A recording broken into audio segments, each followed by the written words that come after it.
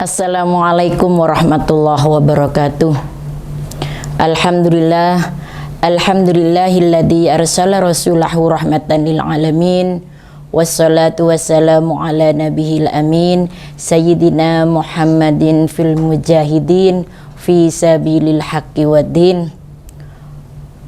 Amma ba'du. Sahabat MTV yang berbahagia, marhaban ya Ramadan, marhaban syahrus syam. Pada hari ini saya kebagian tema keutamaan makan sahur dan berbuka puasa. Tentunya kita semua sangat berbahagia sekali, sangat senang sekali. Tiba saatnya pada bulan yang kita tunggu-tunggu bersama-sama, bulan yang penuh maghfirah, bulan yang penuh pengampunan, bulan yang penuh barokah. Sehingga pada bulan ini kita diberikan kesempatan untuk selalu bermunajah kepada Allah Subhanahu wa taala. Dalam kesempatan ini kultum kita kali ini dalam acara kurma kultum Ramadan YIN Madura akan membahas tema keutamaan sahur dan berbuka puasa. Sebagaimana kita ketahui bersama, sahur itu adalah aktivitas makan dan minum ketika mau memulai puasa, utamanya di puasa Ramadan. Sebagaimana yang kita tahu dalam kamus, sahur itu sahar artinya penghujung malam. Jadi dalam sahur itu ada beberapa amalan-amalan yang perlu kita amalkan di saat sahur. Di antaranya Rasulullah SAW bersabda, bakiru bil iftar wa akhirus sahur. Maka segerakanlah kamu berbuka puasa dan mengakhiri sahur. Ada beberapa keutamaan kita mengakhiri sahur, di antaranya adalah mendekatkan bersegera sholat.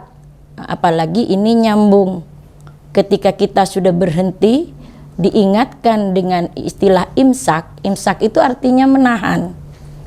Jadi kita setelah itu beberapa menit kemudian akan datang panggilan sholat subuh.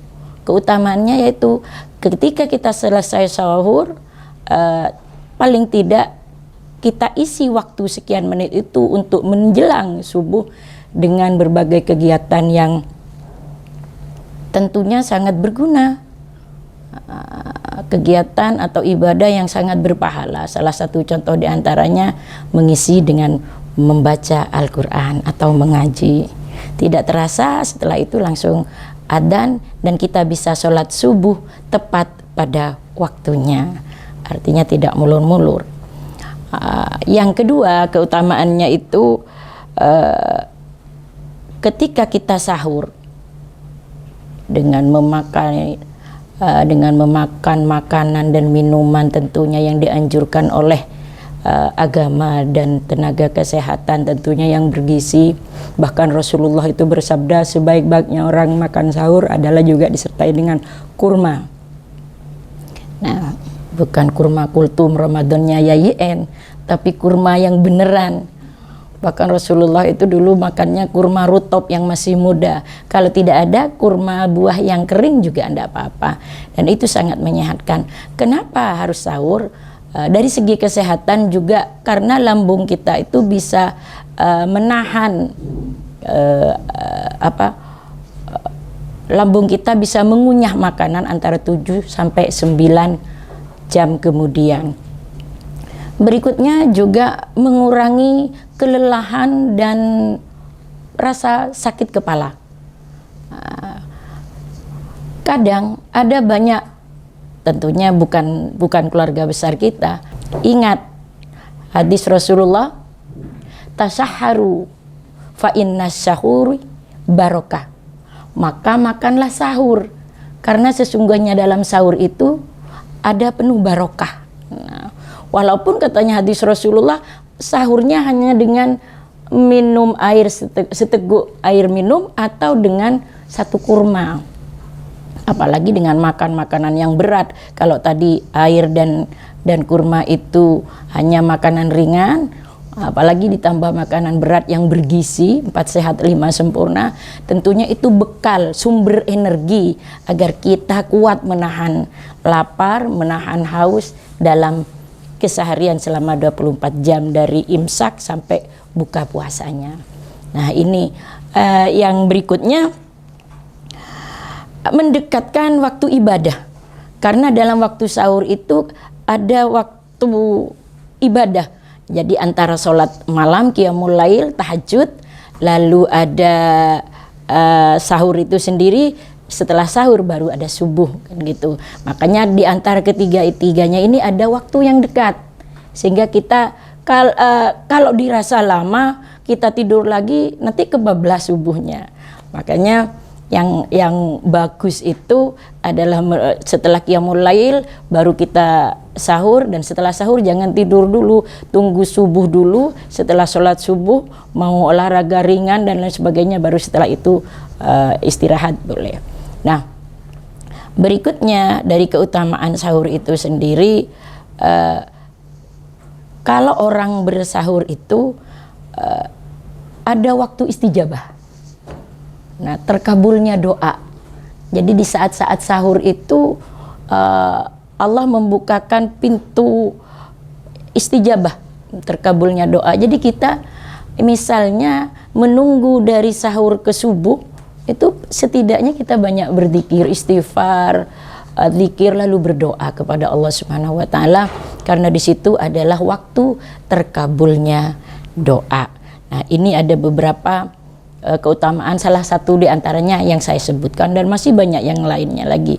Karena di sini ada 2 keutamaan sahur, maka sekarang saya cukupkan yang keutamaan sahur, kita pindah kepada keutamaan berbuka.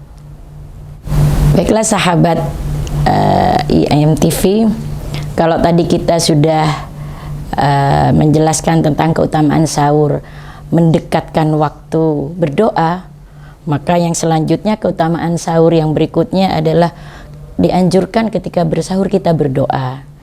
Doanya yarhamullahul mustahsirin. Jadi semoga Allah memberikan kasih sayang kepada orang-orang yang bersahur. Nah, keutamaan berikutnya setelah kita makan sahur tadi untuk mengumpulkan sumber energi, maka yang berikutnya keutamaan sahur itu adalah di saat kita sahur, Allah itu bersolawat kepada kita. Jadi kepada orang-orang yang bersahur, bukan hanya Allah tetapi juga malaikat. Allah dan malaikat bersolawat kepada orang-orang yang bersahur. Jadi kalau Allah itu bersolawat memberi rahmat kepada orang-orang yang bersahur, maka kalau malaikat bersolawat itu memintakan ampunan kepada orang-orang yang bersahur. Maka sungguh hebat, sungguh dahsyat barokahnya bersahur. Titik poinnya di situ, di istijabahnya doa-doa kita. Maka jangan sampai kita lewatkan waktu-waktu sahur selama bulan Ramadan. Kita manfaatkan betul, mudah-mudahan doa-doa kita diistijabah. Sahabat IAM TV yang berbahagia, itu tadi adalah keutamaan makan sahur. Kini kita masuki bab berikutnya, keutamaan berbuka puasa. Nah, amalan-amalan sunnah dalam puasa itu salah satu diantaranya tadi adalah sudah saya sebutkan, menyegerakan berbuka puasa. Nah, buka puasa itu sendiri banyak dimaknai adalah aktivitas menyelesaikan puasa kita sehari dengan makan atau minum. Tentunya kalau di Indonesia itu ada banyak macam versi. Ada yang dengan mendahulukan takjil. Takjil itu artinya atau maknanya adalah menyegerakan. Jadi sebelum sholat maghrib, begitu adzan tiba, kita biasanya ambil air atau ambil minuman apapun, karena dianjurkan yang manis-manis, lalu ambil kurma. Jadi buah kurma, ya. Buah kurma, lalu minum air, itu namanya takjil dulu. Makanya kalau kita bilang takjil dulu yuk gitu, baru kita sholat berjamaah, dan setelah itu baru makan berat. Artinya makan makanan berat yang sudah dimasak, dipersiapkan oleh ibu kita, yaitu dengan lauk pauk 4 sehat 5 sempurna. Nah, dalam hal ini ada beberapa keutamaan tentunya, atau ada keistimewaan kenapa kita buka puasa. Tentunya kita sudah tahu bahwa Rasulullah bersabda ada 2 kegembiraan yang kita dapat di saat berbuka puasa. As-shaimu farhatani yafrahu bihima farhatun inda iftar wa farhatun inda liqa'i rabbi. Bahwa orang berbuka puasa itu mendapat 2 kebahagiaan. Yang pertama itu kita senang, kita gembira karena berbuka. Yang haus seharian, ya, yang lapar, menahan lapar seharian, begitu adzan tiba, waktunya buka, kita takjil, itu kita senang, alhamdulillah gitu kan ya. Tentunya didahului dengan niat Allahumma laka sumtu ila akhirih itu. Nah, berikutnya kita senang di saat berbuka itu karena berjumpa dengan Rob kita, dengan Allah Subhanahu wa Ta'ala. Jadi di bulan ini memang bulan penuh barokah, di mana seluruh amalan kita itu pahalanya dilipat gandakan. Nah, itu keutamaan yang pertama. Keutamaan berikutnya yang kedua, kita dianjurkan membaca doa buka puasa. Tentunya yang pertama anjuran Rasulullah dengan basmalah, lalu buka puasa dengan doa Allahumma laka sumtu wa bika amantu wa ala rizkika aftartu wa ala rizkika aftartu bi rahmatika ya arhamar rahimin. Baru kita menyantap buka puasa bersama. Nah, sahabat AMTV, tidak hanya di waktu-waktu sahur saja ada terkabulnya doa. Di saat buka puasa pun di situ Allah sudah menjanjikan akan ada waktu istijabah terkabulnya doa-doa kita. Makanya ada beberapa adab kita berbuka, tentunya kita manfaatkan juga waktu-waktu berbuka ini dengan banyak berdoa kepada Allah Subhanahu wa Ta'ala. Yang pertama, agar kita tetap istiqomah. Istiqomah menjalankan ibadah puasa, sehat lahir dan batin, sehingga mencapai fitrih nantinya. Nah, adab-adab berbuka puasa itu salah satu diantaranya selain berdoa tadi, kita tidak boleh makan secara berlebihan, atau istilahnya balas dendam. Ya, sampai semua yang disajikan di meja, mulai dari kolak, nasi dan lauk pauk, es dan lain sebagainya kita makan. Ya, istilahnya ada jeda lah, dicicil sedikit. Setelah tarawih nanti kita makan lagi, setelah tadarus kita makan lagi. Artinya tidak langsung dihabiskan semua yang ada di hidangan meja itu dalam waktu yang bersamaan di saat buka puasa. Akhirnya apa? Untuk tarawihnya males, mager katanya anak sekarang.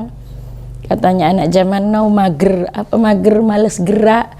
Karena apa? Sudah kekenyangan. Nah, ini kita tidak boleh, tidak dianjurkan makan sekenyang-kenyangnya di saat berbuka puasa. Nah, tentunya keutamaan berikutnya kita dianjurkan juga bersedekah membagikan buka puasa, terutama sekarang yang lagi ini kalau ibadah Ramadan ke masjid-masjid untuk takjil dan lain sebagainya, itu sangat dianjurkan karena pahalanya berlipat sedekah di bulan puasa itu. Yang terakhir tentunya ada fenomena menarik di saat buka puasa. Kalau remaja sekarang menunggunya dengan ngabuburit ya. Ngabuburit boleh sih, tidak ada yang melarang, tapi ngabuburitnya yang bermanfaat, yang tidak mengganggu orang, yang bernilai edukasi, yang bernilai ibadah ya. Kalau di rumah misalnya diisi dengan ngaji ya.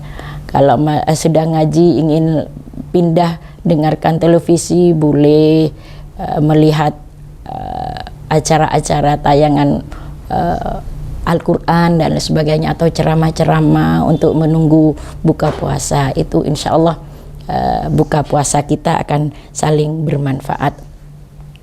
Saya akhiri materi keutamaan sahur dan berbuka ini, biar tidak terasa saya hibur dengan sebuah pantun.